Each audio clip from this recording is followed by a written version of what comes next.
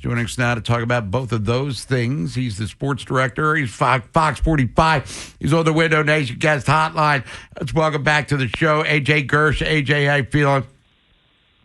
Bob and Nolan, how we doing? Happy holidays, my friend. Yeah, Merry Christmas, Happy Holidays to you. Before we get to the Ravens, let's talk about the Orioles. Remember us, we spent 6 months wondering what the hell happened to them as their season finished in last place. Now we're kind of revisiting that with the Ravens, who had even bigger expectations. But again, we'll get to that in a second. Mike Elias took a lot of heat for not doing enough prior to 2025.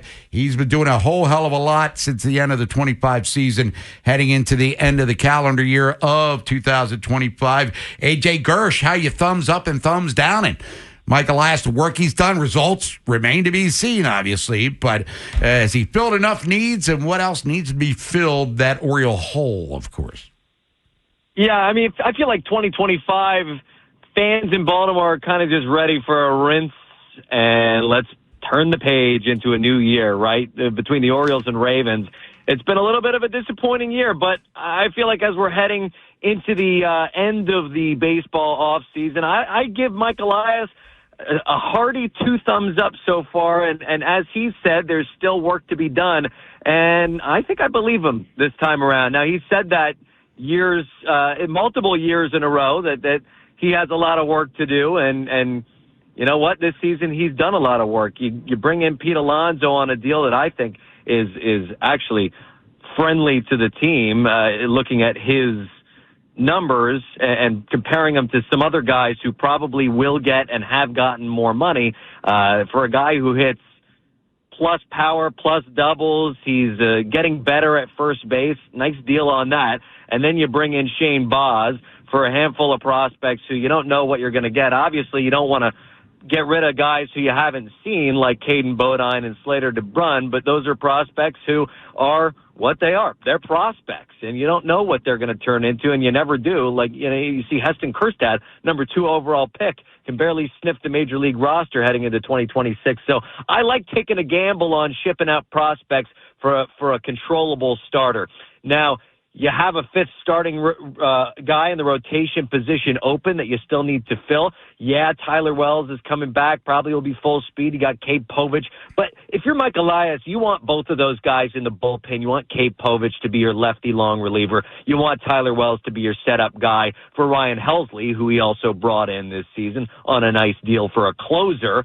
But you got to get that number 5 starter. And there are some guys out there, maybe you get a top of the rotation starter and shift everyone down. But if you fall in the market on a guy like Framber Valdez or Suarez, then you could bring back a guy like Tomoyuki Sagano or Zach Eflin to fill out that number 5 role. And that's all great in theory, and I'm with you. You get the top of the rotation guy, slide everybody back. That's just me, but Mike Elias, again, doesn't ask for my opinion. But in the outfield, in particular center field, Colton Cowser had a dreadful year offensively, as we know. Got hurt in the first series against Toronto. Never really got it together. Are we satisfied with him in center field defensively, and how much of a bounce back could we expect from him offensively, where there were a lot of Ks on the back of that baseball card?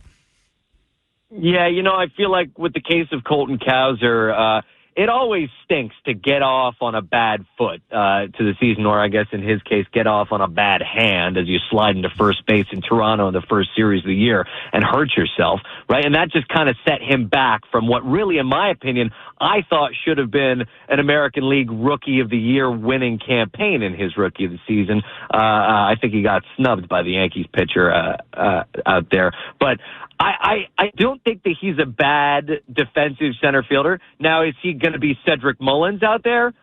I don't quite think so, but I don't think that he was quite as awful defensively as everyone said that he was last year, having watched pretty much every game and covered pretty much every game. Now, the bat, on the other hand, is a different story. I think, as I was alluding to, it's very tough to mentally bounce back from an injury like that when you're coming into your second season with some really high hopes after a great rookie year. You hurt yourself.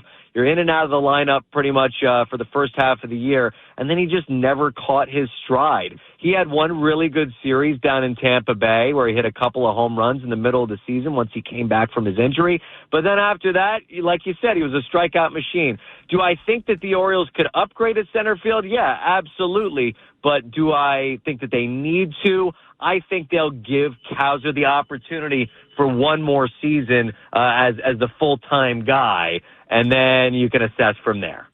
Hop over to the Ravens here real quick, and we're on Lamar Jackson watch again this week, although for a slightly different reason. The injury is very well known at this point. The past month plus, it's been mystery lower body injuries and even an illness last week that caused him to miss at least one practice. They're back out there today.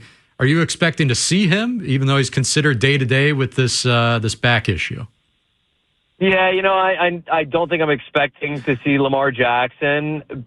Just, he's 6 straight weeks now with practices where he's missed at least one of them.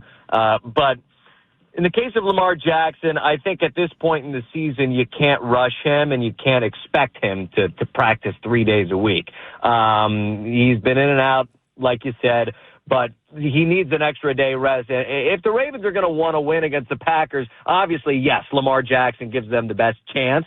But with Jordan Love and maybe even Malik Willis washed a little bit banged up for Green Bay, you can win with Tyler Huntley and hope that the Browns pull out a sneaky one in Pittsburgh to make a Week 18 matchup mean something. But I'm not holding my breath for Lamar Jackson to be at practice, I'll tell you that much. Now, the other big topic of the day, obviously, John Harbaugh's job security. He was asked directly about it yesterday, kind of shot it down. I mean, he answered the question, to be fair, but, wasn't going to give you anything juicy, I guess. A lot of people here, a lot of listeners, they want him gone. I think more of the media is starting to turn, but let's say hypothetically he's out after the season, they miss the playoffs, and they use that as justification. When the Ravens go to hire that next head coach, do you think that they would maybe target someone who is a rising coordinator, meaning someone that will call plays themselves, or would they get maybe another delegator CEO type like Harbaugh's been?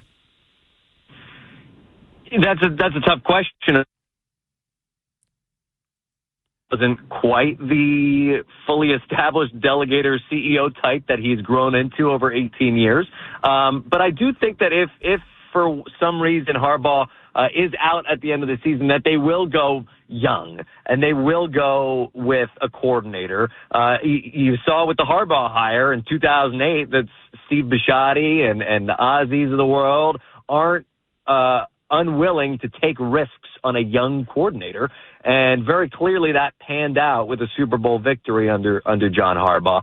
Now, a guy like Kubiak could be someone to look at with the history of the Kubiak family in the Baltimore Ravens organization, with Gary being the coordinator for the Super Bowl winning team. So I think that they'll go young, and I think that they'll take a shot on, hopefully, in Steve Bisciotti's eyes and Eric DeCosta's eyes, getting a guy that they could help grow into one of those CEO, delegator, operator of the team type of personas like John Harbaugh has grown into over 18 years. AJ Gersh, Fox 45. AJ, appreciate the time. And you and the family have a great Christmas. Happy holidays. And we will talk to you, if not before the new year, we'll talk to you in 2026. How's that sound? That's right. Happy holidays. Happy New Year, guys. And enjoy it with your families as well. Take care.